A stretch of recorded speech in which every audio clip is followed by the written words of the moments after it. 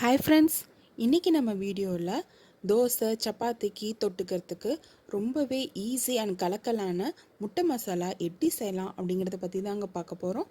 வாங்க வீடியோக்குள்ளே போகலாம். இப்போது ஒரு பாத்திரம் நல்லா ஹீட் ஆனதும் அதில் ஆயில் ஆட் பண்ணிக்கலாம். கடுகு, உளுத்தம்பருப்பு, கடலைப்பருப்பு போட்டுக்கோங்க. அது நல்லா பொரிய ஆரம்பித்ததும் கட் பண்ணி வச்சுருக்க பெரிய வெங்காயத்தை ஆட் பண்ணி நல்லா வதக்கி விட்டுருங்க. வெங்காயம் நல்லா வதங்கினதும் அதில் பூண்டு பேஸ்ட்டை ஆட் பண்ணிக்கலாம். பூண்டு பேஸ்ட் ஆட் பண்ணி நல்லா பச்சை வடை போகிற வரைக்கும் வதக்கி விடுங்க.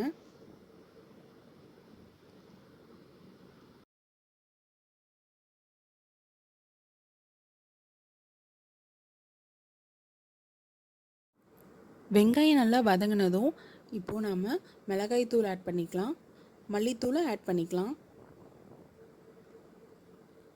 ரெண்டுத்தையும் நல்லா பச்சை வடை போகிற அளவுக்கு அந்த எண்ணெயிலேயே சிம்மில் வச்சு நல்லா வதக்கி விடுங்க. நீங்கள் மசாலா எந்த அளவுக்கு நல்லா வதக்குறீங்களோ அந்த அளவுக்கு தான் கிரேவி நல்லா நமக்கு டேஸ்ட்டாக கிடைக்கும். இப்போது தேவையான அளவு மஞ்சத்தூள் ஆட் பண்ணி நல்லா கிளறி விட்டுறலாம்.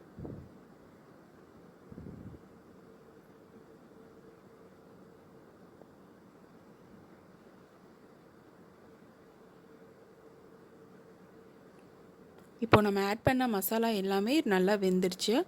இப்போது நம்ம தக்காளி ஆட் பண்ணிக்கலாம். இந்த தக்காளியை நல்லா மசாலாவில் கிளறி விட்டுருங்க. தக்காளி வேகிறதுக்கு மூடி போட்டு நல்லா வேக வைங்க. தேவையான அளவு உப்பு ஆட் பண்ணிக்கலாம். இப்போது நம்ம தக்காளி நல்லா வெந்துடுச்சு.